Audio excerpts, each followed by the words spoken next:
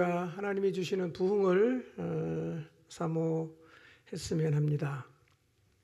부흥은 평생의 어느 한순간에 잠깐 왔다 가는 것이 아니라 사실은 지속적으로 경험되어야 하는 것입니다.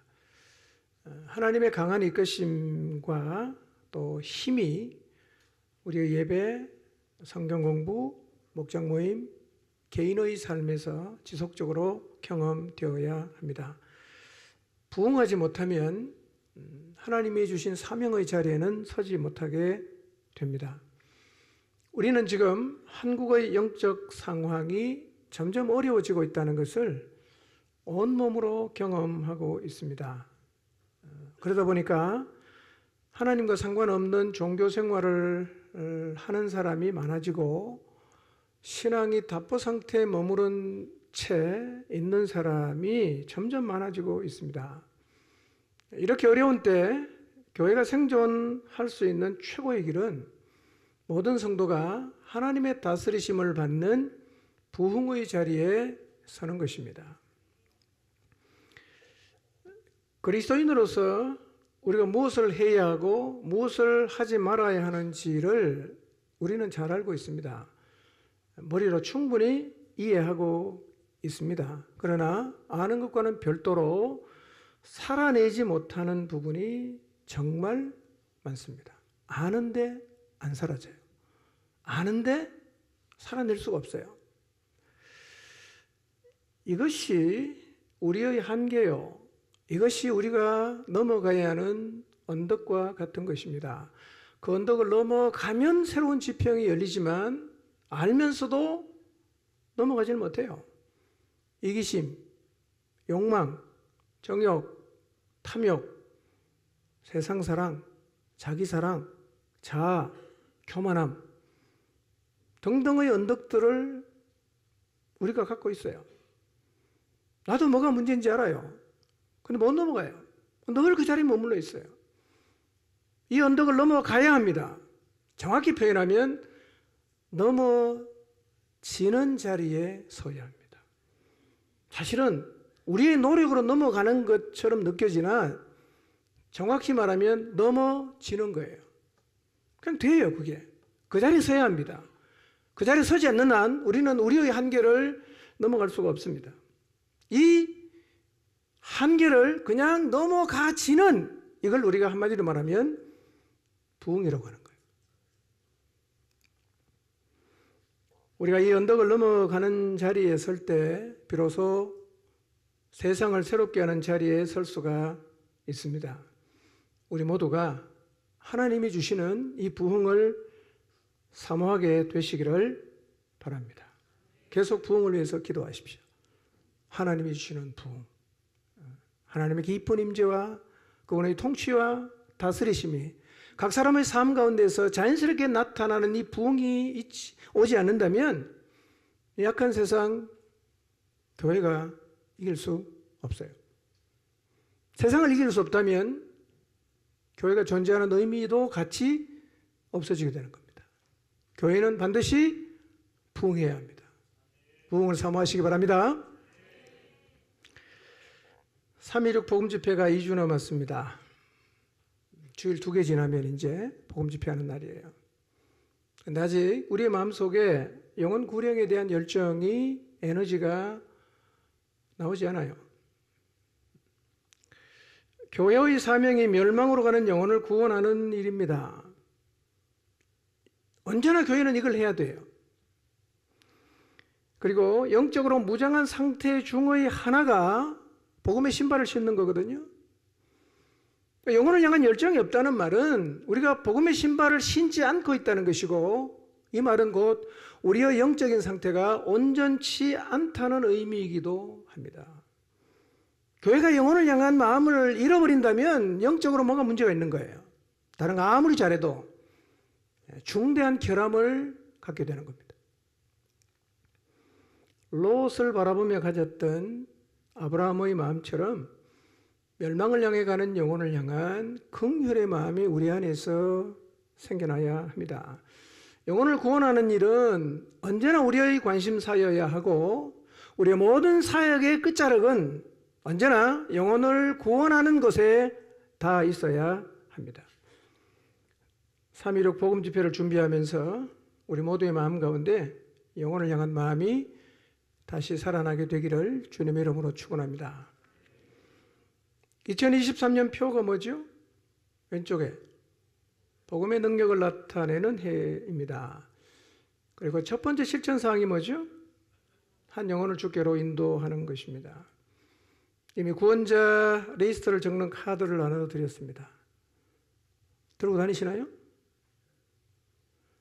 집에 너무 깊숙이 넣어놔서 어딘지도 못 찾는 거 아닌가요? 그 카드에 보면 기도하는 사람의 명단, 그 다음에 초대한 사람의 명단, 그 다음에 초대받고 와서 예수님 믿은 사람의 명단의 이름을 적게 되어 있어요. 이미 이름을 적은 분도 계시겠지만요, 이번 복음 집회가 구원자 리스트 카드에 첫 이름을 적는 시간이 되시기를 바랍니다. 자, 오늘 설교 제목 같이 한번 읽어보겠습니다. 시작. 자, 우리는 창세기 22장에서 하나님이 아브라함이 쉽게 수용할 수 없는 말씀으로 시험하신 내용을 살펴보았습니다. 하나님이 아브라함을 테스트하셨습니다. 그런데 이 하나님의 테스트는 아브라함에게만 있는 게 아니라 오늘 우리 모두의 삶 가운데서도 동일하게 있습니다. 최근에 하나님께서 저와 여러분을 무엇으로 테스트하셨던가를 한번 생각해 보십시오. 하나님이 나를 어떤 일로 시험하셨던가, 테스트하셨던가. 그리고 아브라함처럼 시험에 합격하는 자리에 서시기를 바랍니다. 아브라함이 아들을 바치라는, 번제로 드리라는 감당할 수 없는 하나님의 테스트 앞에 어떻게 이길 수 있었던가? 그것은 아브라함은 하나님을 진짜 믿었습니다. 죽여도 살린다. 이 믿음이 아브라함에게 있었어요. 하나님을 믿었어요. 그대로 순종했습니다. 여러분, 하나님은 믿을 만한 분이십니다. 하나님을 전적으로 믿으시기를 바랍니다. 창세기 22장을 우리가 읽으면 앞부분에 있는 이삭을 번제로 드리라는 하나님의 테스트만 부각하는데요, 그 후반부에 결론 부분이 무엇입니까? 하나님 우리를 시험하는 목적이 이거다라고 설명하고 있어요. 하나님께서 우리를 시험하시는 목적은 우리가 가지고 있는 것을 빼앗아가는 게 아니라 결론이 뭐였습니까? 아브라함에게 큰 복을 주겠다고 맹세를 하셨잖아요. 빼앗아가는 게 목적이 아니라 테스트하시고 그릇을 넓혀서 복을 주는 것이 우리를 시험하시는 목적임을 마음에 깊이 새기시고, 여러분, 하나님께 순종하는 것을 두려워하지 마시기를 바랍니다. 순종은 절대로 두려워하면서 해야 할 일이 아니에요. 자, 이렇게 22장의 사건이 있고 난 뒤 꽤 시간이 흘렀습니다. 그리고 아브라함의 아내 사라가 죽었습니다. 1절 한번 읽어볼까요? 시작.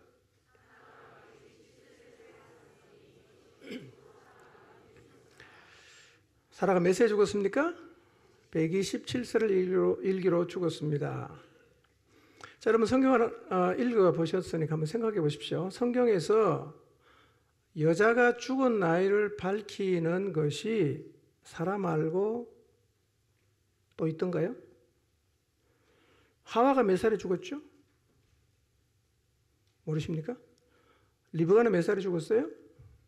예수님의 어머니 마리아는 몇 살에 죽었습니까? 모르시죠? 왜 몰라요? 성경이 말하잖아요. 성경에서 여자가 죽은 나이를 밝히는 것은 유일하게 사라밖에 없습니다. 사라만 죽은 나이를 기록하고 있어요. 왜 그랬을까요? 이것은 믿음의 조상의 아내로서 사라의 그 역할을 하나님께서 인정하셨다는 표시로 봅니다. 유일하게 여자가 죽은 나이를 기록한 사람은 사라밖에 없어요. 사라가 죽었습니다. 모든 인생에는 끝이 찾아오죠. 아무리 특별한 인생을 살아도 누구라도 죽음의 자리에 다 서게 됩니다. 그것이 하나님이 정하신 것이니까요. 히브리서 9장 27절 한번 읽어보겠습니다. 시작. 그 후에는 심판이 있으리니 아담도 죽었고 노아도 죽었고 아브라함도 죽었고 다 죽었어요. 여러분도 죽을 것이고 저도 죽을 것입니다. 사라와 아브라함 나이 차이가 몇 년입니까? 10년이죠. 그럼 누가 먼저 죽어야 돼요? 아브라함이 먼저 죽어야 되잖아. 누가 먼저 죽었어요? 사라가 먼저 죽었어요. 뭘 얘기합니까? 죽는 데는 순서가 없다는 거예요. 누가 먼저 죽을지는 죽어봐야 합니다.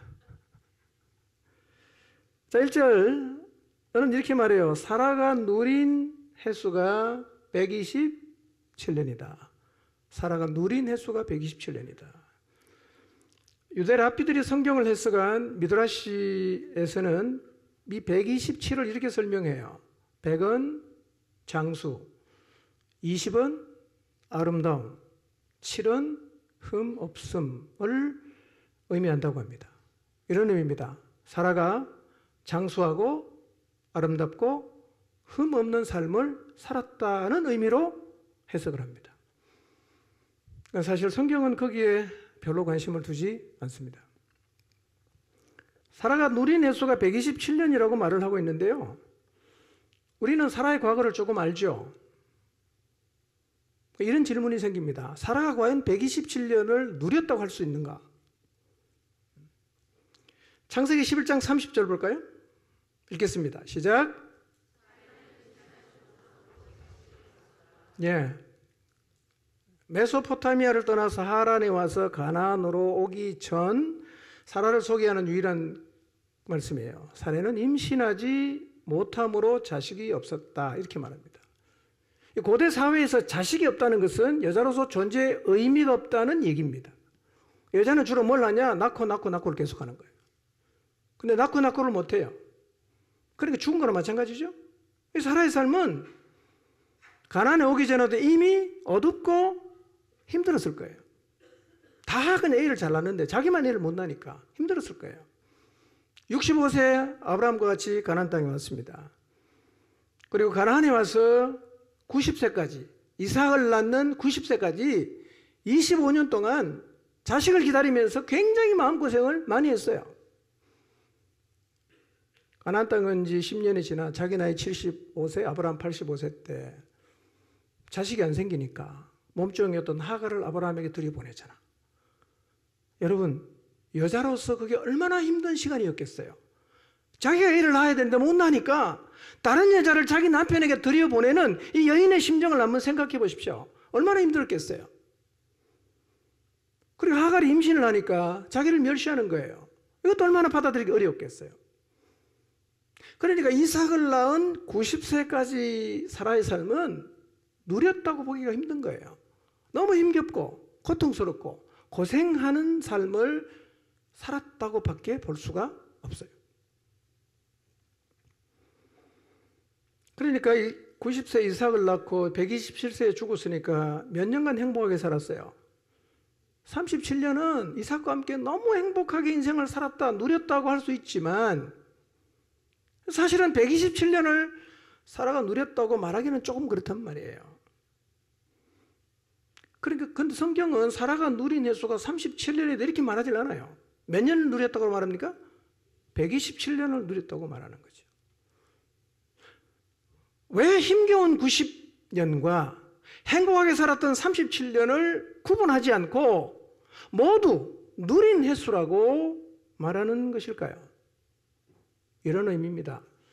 우리의 인생이 역전하고 성공의 가도에 올라선 후의 인생만 가치가 있는 것이 아니라 그전에 고통을 받으며 결핍을 누리며 산 삶도 귀하고 가치가 있다고 말하는 것입니다.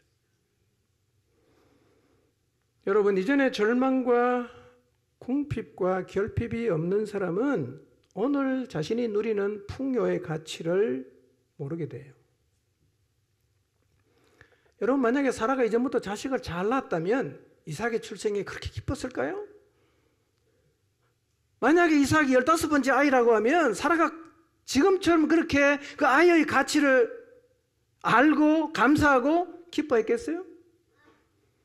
근데 90년 동안 자식을 못 낳았어요. 그러다가 이삭을 낳았어요. 너무너무 고마운 거예요. 너무너무 감사한 거예요. 너무너무 기쁜 거예요.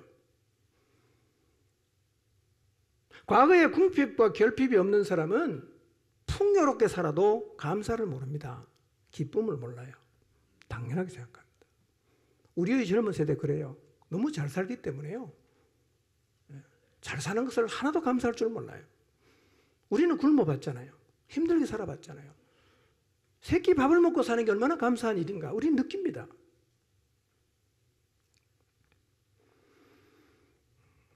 해도동을 생각해 보세요. 해도동에서 붙어 오신 분 얼마나 빚어봤어요. 심각한 주차 공간의 부족. 우리 땅에 차 한 대도 댈 수가 없었어요. 교회 나왔다가 차들로 한 3바퀴 돌다가 열받아가 집에 갔어요. 돌아도 주차할 데가 없어. 이런 결핍을 경험한 해도동 세대는 창포동이 무조건 좋아요. 예, 주차할 때도 감사하고 모임할 때도 감사하고 교회당 앞에 공원이 있는 것도 너무 기뻐요. 그러니까 해도동의 결핍을 경험한 세대는 상대적으로 풍요한 창포동이 그냥 좋은 거예요. 그냥 좋아요. 사라의 90년 아픔과 절망이 37년의 삶을 더할 나위 없는 감사와 감격과 기쁨이 되게 했기에 그 전에 90년도 누린 것이 되는 거예요. 2절 볼까요? 읽습니다. 시작. 사라가 가나안 땅 헤브론 곧 기럇 아르바에서 죽음에 아브라함이 들어가서 사라를 위하여 슬퍼하며 애통하다가 그랬어요. 사라가 죽은 곳도 기록하고 있어요. 어디서 죽었죠? 헤브론. 헤브론의 옛 이름은 기럇 아르바입니다. 어떤 뜻이냐? 4개의 도시다. 그런 뜻이에요. 헤브론의 뜻이 뭐였죠? 연합과 교제라는 뜻을 갖고 있어요. 가나안 정복 전쟁 때 갈렙이 이 땅을 차지합니다. 이걸 잘 기억하십시오. 가나안 정복 전쟁 때 갈렙이 헤브론 땅을 차지했어요. 자, 헤브론은요, 아브라함이 롯과 헤어진 후 그랄과 브엘세바에서 거하기 전에 20년간을 살았던 것입니다. 그 다음에는 어디가 사느냐면 브엘세바가 살았어요. 여러분 창세기 20장인가요? 에셀나무를 심고 브엘세바에서 영생하시는 하나님을 불렀더라. 기억나시죠? 아브라함이 어디 살고 있어요? 브엘세바에 살고 있어요. 근데 지금 사라가 죽은 장소가 어디죠? 헤브론이잖아. 그러니까 이삭을 바치는 사건이 있은 다음에 브엘세바에서 아브라함이 어디로 왔냐면 헤브론에 와서 사는 거예요. 자, 지도를 한번 보실래요? 지도에서 헤브론을 찾아보십시오. 사해 왼쪽에 있죠? 브엘세바는 어디 있습니까? 저 남쪽, 남방 아래쪽에 있죠? 브엘세바에 살다가 헤브론 간 거예요. 원래 헤브론 살다가 브엘세바 갔다가 다시 헤브론으로 왔어요. 사라가 죽으니까 아브라함이 들어가서 사라를 위해서 슬퍼하고 애통합니다. 아브라함의 슬픔과 애통은 충분히 이해할 수 있죠. 하나님이 주신 약속을 붙잡고 자신과 함께 낯선 땅에 와서 나그네 생을 살아온 아내 사라를 생각하면서 고마움과 미안함, 슬픔, 아쉬움, 여러 감정이 복합적으로 생겼을 것입니다.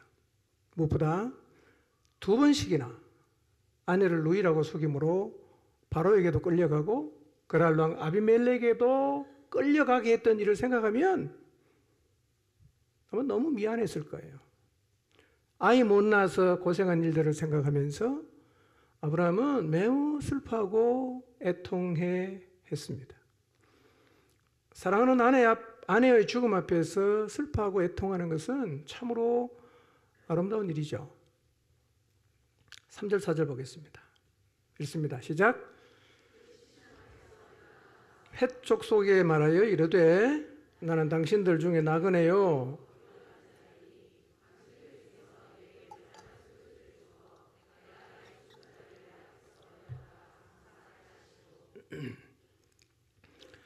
자, 아브라함이 슬퍼하며 애통하다가 벌떡 일어나 나갑니다. 어디로 가냐면 헷 족속에게로 가요. 이렇게 말합니다. 나는 당신들 중에 나그네요 거류하는 자이니까 당신들 중에 내게 매장할 소유지를 팔아서 내가 나의 죽은 자를 거기에 장사하게 해주십시오 라고 정중하게 요청을 합니다. 왜 아브라함이 이렇게 급하게 나가느냐 하면요, 그 땅은 날씨가 더우면서도 지중해 영향을 받아서 고온다습합니다. 그러니까 시체는 금방 부패해요. 그래서 거기는 주로 24시간 안에 장사를 하는 게 최선이에요. 안 그러면 막 부패가 일어나니까요. 그러니까 아브라함이 사라의 죽음이 너무 슬프지만 이 시신이 썩으니까 빨리 서둘러서 매장지를 확보를 해야 되는 거예요. 그래서 헷 족속에게로 나간 것입니다. 아브라함이 자신의 죽음을 생각하지 않았을까요? 했겠죠. 나이가 들면 다 죽음에 대해서 생각을 합니다. 저보다 연세가 많은 분에게는 죄송하지만 저희 부부도 가끔 죽음을 이야기합니다. 현재까지 결론입니다. 제가 조금 일찍 가는 게 좋겠다는 결론이었어요. 왜냐하면 제가 혼자 남으면 스스로 생활하는 게 힘들겠다. 그런 결론에 도달했어요. 누가 먼저 갈지는 사실은 죽어봐야 알죠. 희망사항입니다. 아브라함도 틀림없이 죽음을 생각했을 거예요. 그런데 왜 아브라함은 무덤을 미리 준비하지 않았을까요? 여러분, 요즘도 돈 있는 사람은 젊을 때 자기 무덤 다 사놓지 않습니까? 예, 아버님 돌아가실 때 어머님 무덤 다 사놓잖아요. 아브라함 돈이 많아요. 그런데 왜 무덤을 미리 준비 안 했을까요? 추측해 볼 수 있는 이유는 두 가지가 있어요. 하나는 땅 사기가 어려웠을 가능성이 있습니다. 이건 뒤에가 설명하겠습니다. 두 번째는 사라가 생각보다 갑자기 죽었을 수 있어요. 갑자기. 그러니까 준비를 하기도 전에 그냥 사라가 죽어버린 거예요. 그러니까 두 가지로 추측할 수 있어요. 고대 사회에서 땅이란 것은 오늘날처럼 돈만 있으면 가서 살 수 있는 게 아니었어요. 그들 고대 사람들은 대지는 내가 나온 곳이에요. 존재 기원입니다. 그리고 나와 결합해서 있는 것으로 이해를 했습니다. 그들은 모든 것은 대체 가능하다고 생각했거든요. 옷도 대체 가능하죠. 그렇죠? 시계도 대체 가능하고 다 대체 가능합니다. 근데 대체가 불가능한 게 있습니다. 그게 뭡니까? 땅은 대체가 불가능해요. 땅은. 그래서 고대 사람들은 땅을 쉽게 안 팔았어요. 돈 많이 준다고 땅 안 팔았습니다. 경작지의 경우에는 어쩔 수 없이 팔아야 된다. 그럼 누구한테 파느냐면 친족에게만 팝니다. 객에게는 안 팔아요. 근데 아브라함이 헷 족속 앞에서 자기를 어떻게 소개합니까? 나그네와 거류하는 자라고 얘기하잖아요. 그러면 땅을 사기 쉽겠어요, 어렵겠어요? 나그네에게 땅을 안 팔아요, 돈이 많아도. 그런데 이 헷 족속이 오늘 23장을 쭉 읽어 내려가면 결국 땅을 팔았어요, 안 팔았어요? 팔았죠. 무슨 얘기일까요? 나그네요 거류자인 아브라함에게 땅을 팔았다는 얘기는 헷 족속이 아브라함을 뭘로 받아들였다는 겁니까? 가족으로 받았다는 얘기입니다. 가족으로 받았다는 거죠. 자, 매장할 소유주를 팔아라는 아브라함의 요청에 헷 족속이 이렇게 대답을 합니다. 5절 6절입니다. 시작.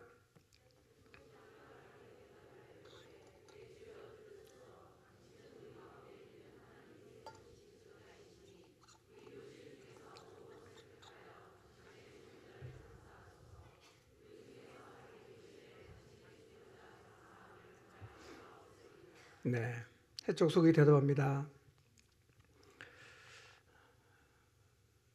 내 주여 들으소서, 이렇게 표현하죠. 극존칭입니다. 내 주여 들으소서. 물론 하나님이라는 의미는 아니에요. 존중해서 사용하는 표현입니다. 그리고 뭐라고 말합니까? 당신은 우리 가운데 있는 하나님이 세우신 지도자이십니다. 이렇게 말합니다. 여러분, 아비멜렉이 아브라함에게 찾아와서 동맹을 요청할 때 뭐라고 했어요? 내가 보니까 네가 무슨 일을 하든지 하나님이 너와 함께 계신다. 아브라함을 두려워합니다. 그래서 왕이 한 개인이 아브라함에게 찾아와서 동맹을 요청했죠. 헷 족속이 아브라함을 보면서 그런 느낌을 갖는 거예요. 극존 칭언을 씁니다. 그리고 지도자다. 옛 성경에는 방백이다라고 번역했는데요. 직역하면 이런 뜻입니다. 하나님께서 높은 자리에 임명한 자이십니다. 그런 뜻이에요. 그러니까 아브라함이 그 헷 족속 사이에 살면서 인정을 받은 것 같아요? 안 받은 것 같아요? 받았어요. 롯과 참 대조가 돼요. 여러분, 롯이 소돔성에서 소돔성 사람이 천사가 찾아오고 내놓으라고 막 실갱이를 벌일 때 그들이 롯 보고 뭐라고 말합니까? 이놈이 그럽니다. 이놈이 밖에서 들어와서 이렇게 표현하잖아요. 롯은 이놈이라는 표현을 들었습니다. 그런데 아브라함은 당신은 하나님이 세우신 지도자라는 말을 들어요. 어떻게 아브라함이 이런 말을 들었을까요? 하나님이 아브라함을 높이셨어요. 그러니까 주변 사람도 아브라함을 같이 높이는 거예요. 누구를 하나님이 높입니까? 여러분, 우리가 하나님께 순종하고 우리가 하나님과 함께하면 사람과 주변에 있는 분들에게 존경과 인정을 받게 돼요. 여러분, 아브라함처럼 여러분 주변에 인정받는 사람이 되시기를 바랍니다. 이놈이라고 표현되는 사람이 아니라 당신은 하나님이 세우신 지도자입니다 라고 표현할 수 있는 삶을 사시기를 바랍니다. 그 삶이 뭐예요? 도덕적으로 착하게 살려고 애쓸 필요가 없습니다. 하나님께 순종하고 하나님 말씀대로 살면 자연스럽게 그렇게 되는 거예요.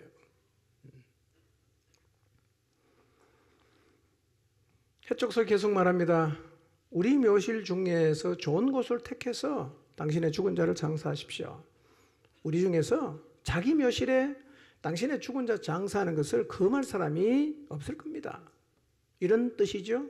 당신이 선다면 우리 해족속, 우리 마을에 있는 사람 누구도 반대하지 않을 겁니다 라는 얘기입니다.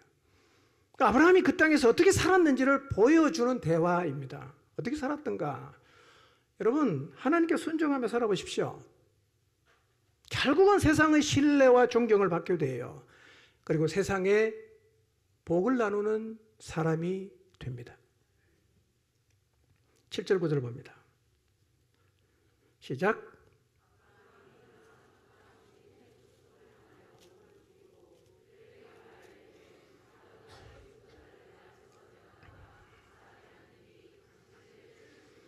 내 말을 듣고 나를 위하여 소알의 아들 에브론에게 구하여 그가 그 밭머리에 있는 그의 막벨라 굴을 내게 주도록 하되 충분한 대가를 받고 그 굴을 내게 주어 당신들 중에서 매장할 소유주가 되게 하기를 원하노라 하매 그랬어요. 7절을 보세요. 아브라함이 일어나 어떻게 합니까? 그 땅 주민 헷 족속을 향하여 몸을 굽혔다 이렇게 표현하고 있습니다. 12절도 보면 똑같습니다. 아브라함이 일어나 백성 앞에서 몸을 굽혔다. 이 표준 세 번역은 이렇게 번역했습니다. 절을 했다. 절을 했다. 이렇게 표현하고 있습니다.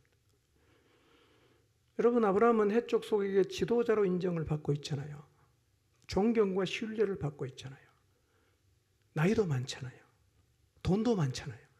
어떤 태도를 보입니까? 몸을 굽혀요. 몸을 굽혀요. 여러분, 몸을 굽힐 줄 알아야 됩니다. 몸을 굽히는 것을 배워야 됩니다. 목이 뻣뻣한 사람은 결국은 배척당하고 망하게 돼 있어요. 몸을 굽히고 목소리만 낮추어도 세상에서는 성사될 일이 많습니다. 목이 뻣뻣하니까 성사가 안 되는 거예요. 목이 뻣뻣하니까 배척을 당하는 거예요. 여러분, 세상에 사는 동안 세상 사람들 가운데 살 때라도 몸을 굽히십시오. 그리고 목소리를 낮추며 사시기를 바랍니다. 신앙은 예의를 안 지키는 것을 결코 의미하지 않습니다. 예의를 무시하고 무례히 행하는 자들은 신앙을 악용하는 거예요. 예수님 믿는다는 것은 시건방진 걸 의미하지 않습니다.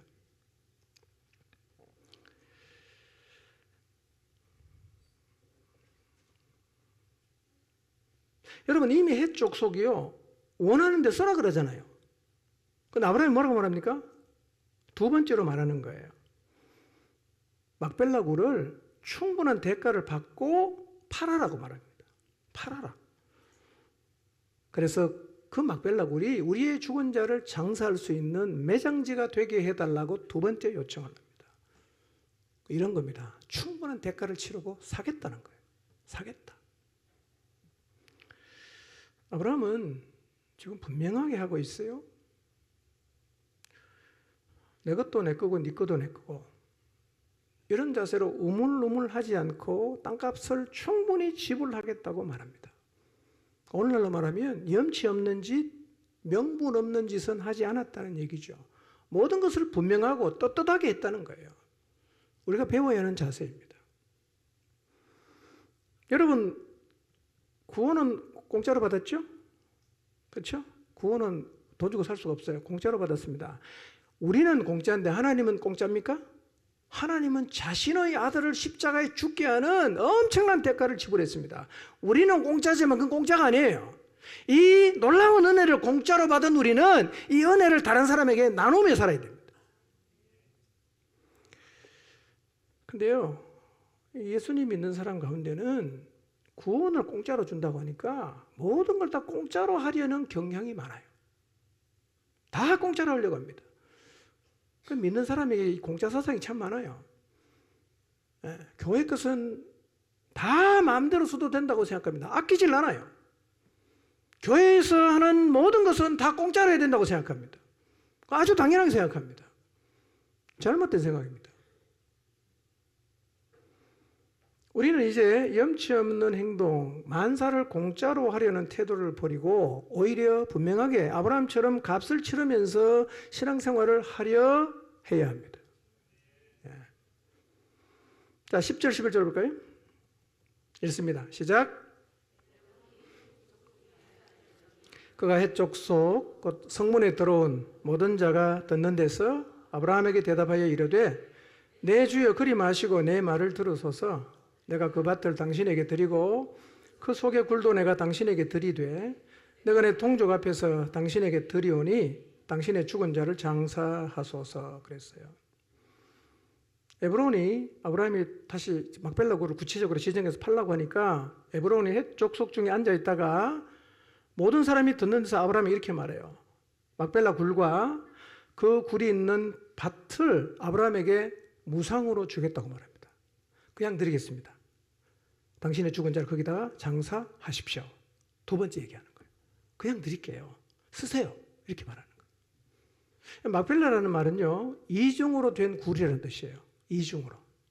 그래서 입구가 두 개거나 아니면 굴 안에 들어가면 또 하나의 문이 있는 겹구이었을 것이라고 생각합니다. 자, 두 번째, 에브론이 무상으로 드릴 테니까 편안하게 쓰십시오. 그렇게 말합니다. 이 정도 호의면 어떻게 될까요? 받아야 될 것 같죠? 우리 이렇게 말할 수 있어요. 야, 하나님이 은혜를 주셔서 사라의 무덤을 공짜로 받았다. 이렇게 간증할 수도 있어요. 아브라함은 달랐어요. 자, 12절, 13절 볼까요? 시작. 아브라함이 이에 그 땅의 백성 앞에서 몸을 굽히고 그 땅의 백성이 듣는 데서 에브론에게 말하여 이르되 당신이 합당히 여기면 청하건대 내 말을 들으시오.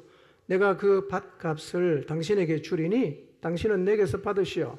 내가 나의 죽은 자를 거기 장사하겠노라. 호의를 베푸니까 아브라함이 다시 어떻게 합니까? 몸을 굽혀요.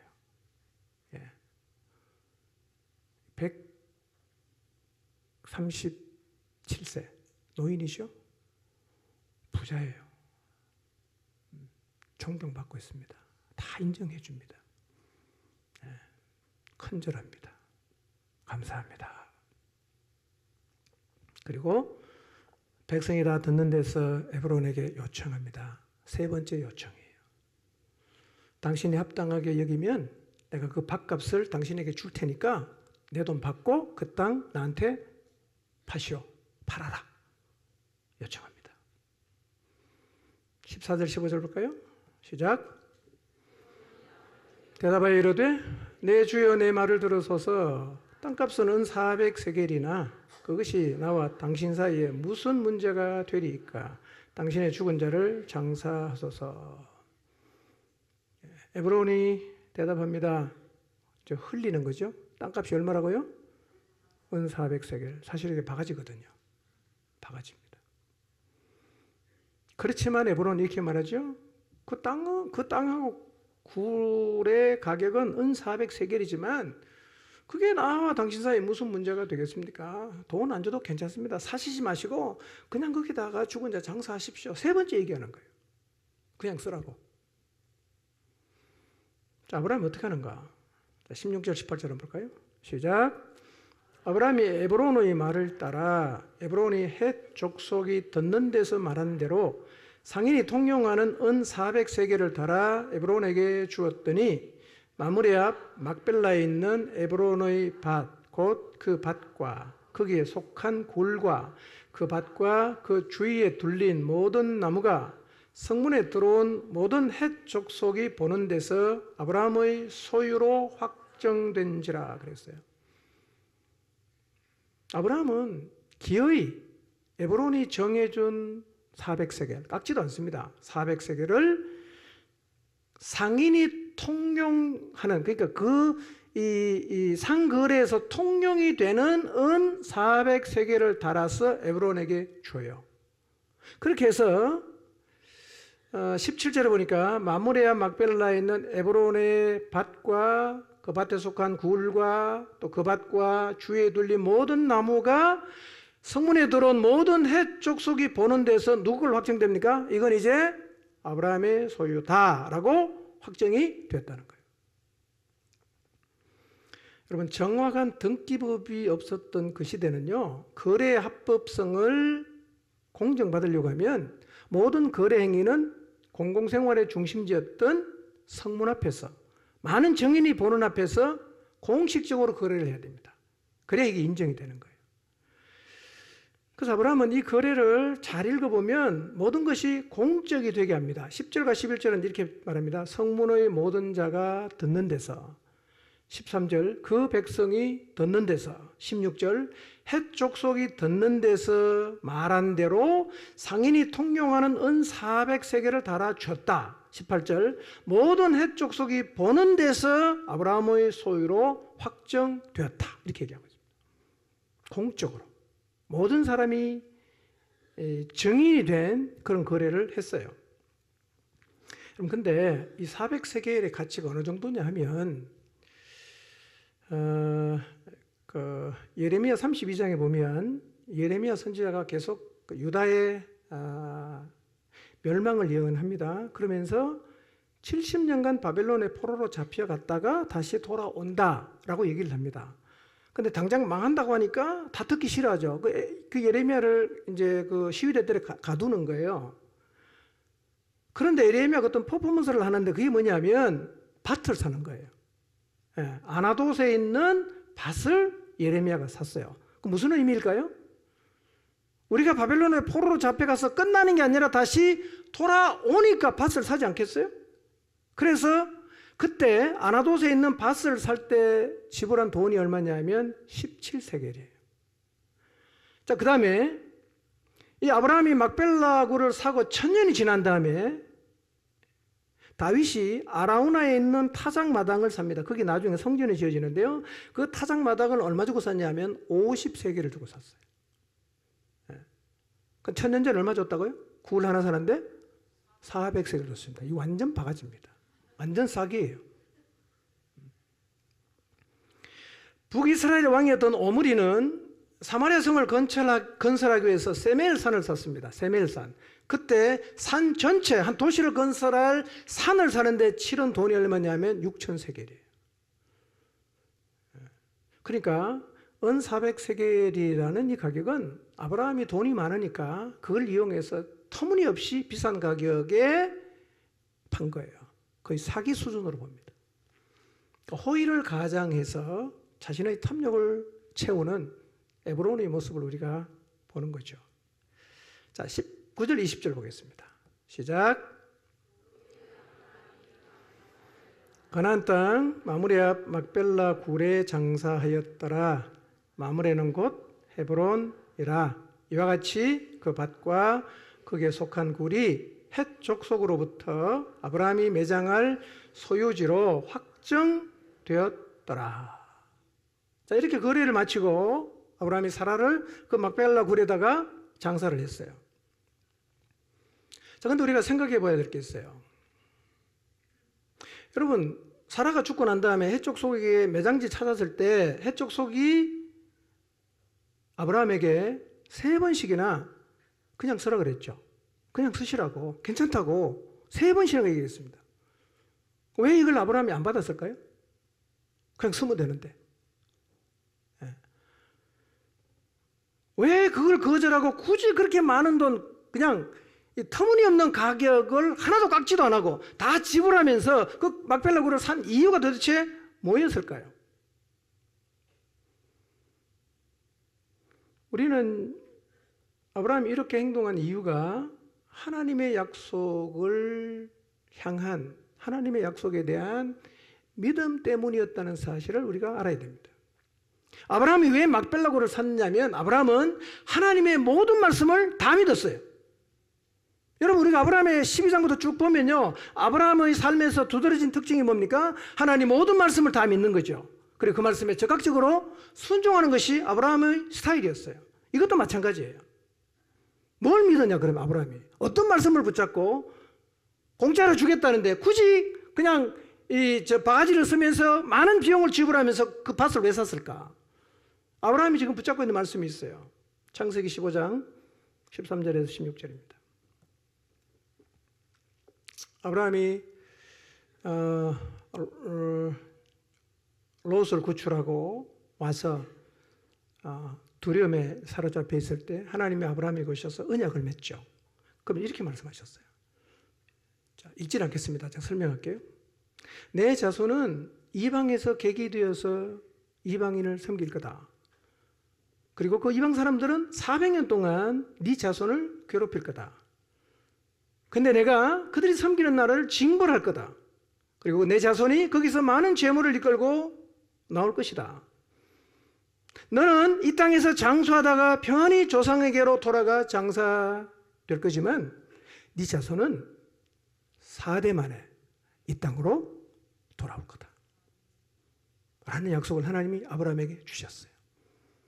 아브라함이 이 말씀을 붙잡고 있어요.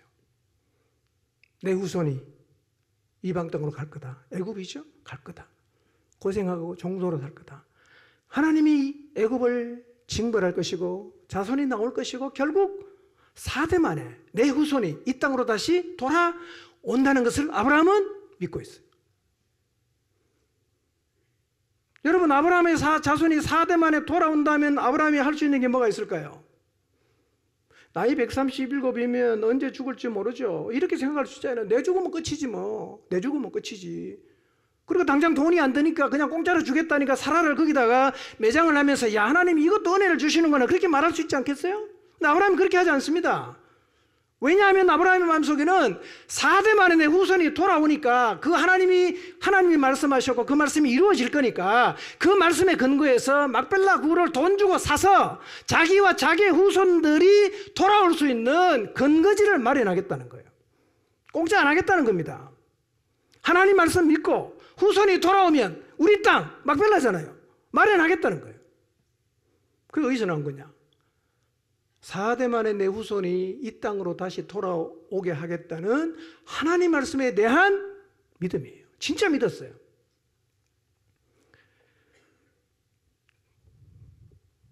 여러분, 공짜로 준다니까 3번씩이나 그랬잖아. 그냥 장사하고 끝낼 수도 있죠. 아브라함은요, 하나님 말씀을 믿었어요. 후손이 4대 만에 돌아오니까 내가 하나님 말씀 붙잡고 후손들을 위해서 값을 치렀어요. 바가지 썼지만 넉넉하게 줬습니다. 여러분, 아브라함은 하나님의 모든 말씀을 믿었어요. 왜 미리 매장지를 구입하지 않았는지는 모르지만 아브라함의 마음속에는 처음부터 매장지를 사겠다는 마음이었습니다. 확고했어요. 그러니까 그렇게 호의를 베풀어도 다 거절하잖아요. 엄청난 대가를 지불하잖아요. 그 땅을 사지 않습니까? 여러분, 오늘 우리는 하나님이 주신 약속의 말씀을 아브라함처럼 믿고 있을까요? 그 약속의 말씀을 믿고 오늘 비록 내가 값비싼 대가를 치르는 한이 있어도 나는 그 말씀 붙잡고 대가를 치르겠다는 생각인가요? 아니면 내 편하게 살다가 죽으면 끝이지 뭐, 이런 생각을 가지고 살고 있을까요? 자, 그럼 과연 아브라함이 믿었던 하나님의 약속은 이루어졌을까요? 4대 만에 돌아왔을까요? 창세기 47장 30절입니다. 읽습니다. 시작. 조상들과 함께 눕거든 너는 나를 애굽에서 메우다가 조상의 묘지에 장사하라. 요셉이 이르되 내가 아버지의 말씀대로 행하리이다. 야곱이 애굽에 내려갔어요. 죽을 때가 됐어요. 죽기 전에 유언을 합니다. 그 유언이 뭔지 아세요?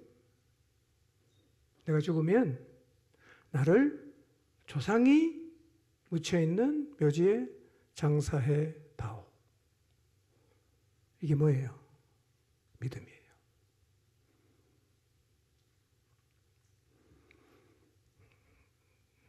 야곱이 어디에 장사되는지 아세요? 막벨라굴에 장사됩니다. 막벨라굴에. 돌아갈 근거지가 있는 거예요. 우리 땅이야. 우리 걸로 가야 돼. 누가 시작했습니까? 아브라함이 시작했어요.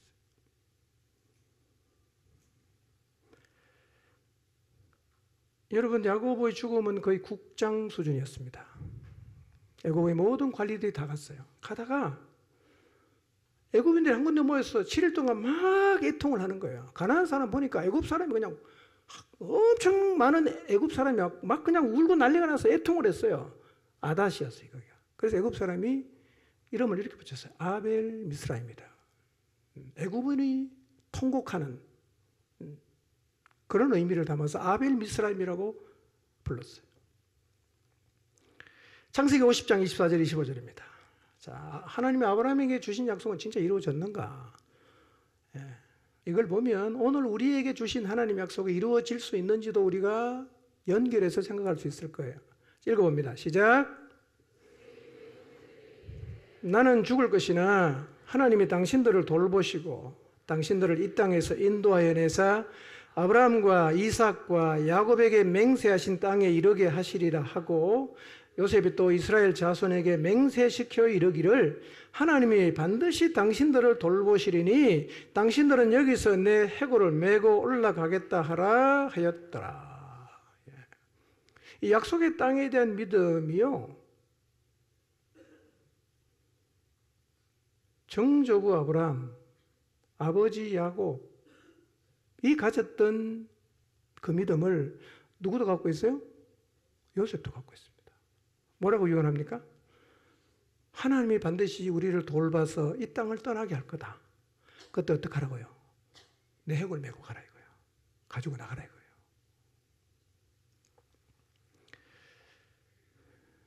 이 요셉도요, 아브라함이 가졌던 하나님의 약속에 대한 믿음을 갖고 있어요. 신비로운 겁니다. 아브라함이 가졌던 거 이삭 갖고 있죠. 야곱 갖고 있죠. 요셉이 갖고 있어요. 자, 출애굽기 13장 19절 한번 봅니다. 자, 이 요셉의 유골이 어떻게 됐는가? 읽습니다. 시작. 모세가 요셉의 유골을 가졌으니 이는 요셉이 이스라엘 자손으로 단단히 맹세하게 하여 이르기를 하나님이 반드시 너희를 찾아오시리니 너희는 내 유골을 여기서 가지고 나가라 하였음이더라 그랬어요. 자, 이스라엘이 출애굽하는데 얼마나 정신없어요. 얼마나 바빠요. 그 와중에서 모세가 뭘 가져갑니까? 요셉의 유골을 가지고 갑니다. 왜요? 요셉의 유언을 기억하고 있어요. 뭐라고 얘기하고 있습니까? 요셉이 이스라엘 자손으로 단단히 맹세하게 하여 이르기를 하나님이 반드시 너희를 찾아오시리니 너희는 내 유골을 여기서 가지고 나가라고 했어요. 이 유언을 누가 기억하고 있어요? 모세가 기억하고 있어요. 그러면 요셉이 이 유언을 하고 지금 거의 몇 년 지났어요? 거의 400년이 다 돼가요. 어떻게 유언이 다음 세대 전달이 돼서 모세가 출애굽하는 그 정신없는 순간에 모세 유골을 들고 나갔을까요? 지금 이스라엘 역사를 보면 하나님이 약속하신 그대로 지금 이루어지고 있어요. 여러분, 그래서 이 막벨라 굴에는요, 사라가 먼저 들어갔죠. 아브라함이 갔죠. 이삭이 갔죠. 리브가가 갔죠. 야곱이 갔죠. 레아가 갔어요. 요셉은 거기에 묻혔는지 성경에 정확히 기록을 안 하니까 모르겠지만 요셉도 애굽에 묻힌 유골을 들고 어디로 들고 갑니까? 가나안에 들고 가요.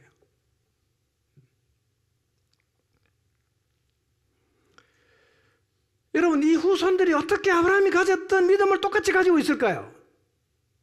저는요, 후손들이 가진 이 놀라운 믿음의 시작이 400년 뒤에 일어날 하나님의 약속을 믿고 값을 치렀던 이 아브라함의 믿음에서 시작되었다고 생각합니다. 이 아브라함의 믿음이요, 자녀들에게 그대로 전수가 된 거예요. 여러분, 아브라함 죽으면 끝이잖아요. 내 죽은 된 줄 모르겠다, 이렇게 말할 수 있지 않겠어요? 자, 오늘날도 사실은요, 자기 때는 신앙생활을 잘하는데 자식 때 가서 신앙생활을 안 하는 사람이 점점 많아지고 있지 않습니까? 여러분, 내만 예수님 잘 믿고 죽으면 끝나는 게 아니에요. 우리도 아브라함처럼 후손을 기억해야 됩니다. 우리의 다음 세대를 기억해야 되는 거예요. 그들이 예수님을 믿을 수 있도록 오늘 내게 하나님이 주신 약속을 기억하면서 값을 치르는 한이 있어도 우리도 대가를 치러야 합니다. 그래야 신앙이 전수가 되는 거예요. 막벨라굴을 샀던 그 아브라함의 믿음, 그 순종이요, 후대에게 계속해서 내려가는 거예요. 믿음으로 값을 치를 때 그 믿음이 자녀들에게 전수가 될 것입니다. 우리도요, 하나님 말씀에 대한 확고한 믿음을 가지고 살아야 됩니다. 무슨 선택과 결정을 할 때요, 우리도 아브라함처럼 하나님 말씀을 믿고 쉽게 갈 수 있는 길이 있어도 값을 치르지 않고 갈 수 있는 길이 있더라도 오직 하나님 말씀대로 값비싼 대가를 치르더라도 말씀대로 살아야 하는 거예요. 여러분, 우리가 하나님 말씀에 순종하기 위해서 치르는 대가는 낭비도 아니고 버리는 거 아니에요. 이런 모습을 가정에서 보여야 믿음이 자녀에게 물려가는 거예요. 여러분, 우리 자녀들이 왜 고뇌하는지 아십니까? 교회에서 보는 부모하고 집에서 보는 부모가 달라요. 성경 가르칠 때 부모하고 실제로 자녀가 어떤 선택을 했을 때 말하는 부모의 모습이 달라요. 어느 게 맞는지 헷갈리는 거예요.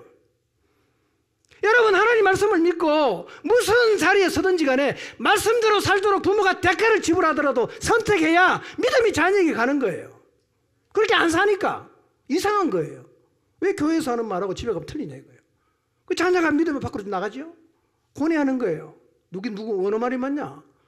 집에서 말이 맞냐? 교회에서 말이 맞냐 이거예요. 하나님 최고라고 말해놓고 집에 가면 공부가 최고라고 하거든요. 어느 게 맞는 거예요? 우리는 하나님의 모든 말씀을 믿었던 아브라함처럼 하나님의 모든 말씀을 다 믿어야 됩니다. 대가가 필요하면 치러야 됩니다. 그렇게 살아야 우리 자손들이 대대로 내려가면서 믿음의 자리에 선단 말이에요.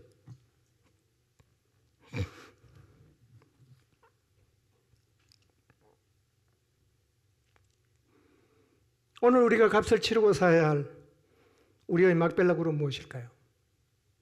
쉽게 갈 수 있고 편하게 갈 수 있지만 나 그렇게 안 살고 싶다. 믿음의 값을 치르겠다. 나 약속의 말씀대로 살겠다. 그렇게 값을 치러야 하는 영역은 무엇이 있을까요? 깊이 생각해 보십시오. 그리고 하나님의 모든 말씀을 믿음으로 공짜가 아니라 쉬운 길이 아니라 편한 길이 아니라 비싼 대가를 치르는 삶을 사시기를 주님의 이름으로 축원합니다. 기도하겠습니다.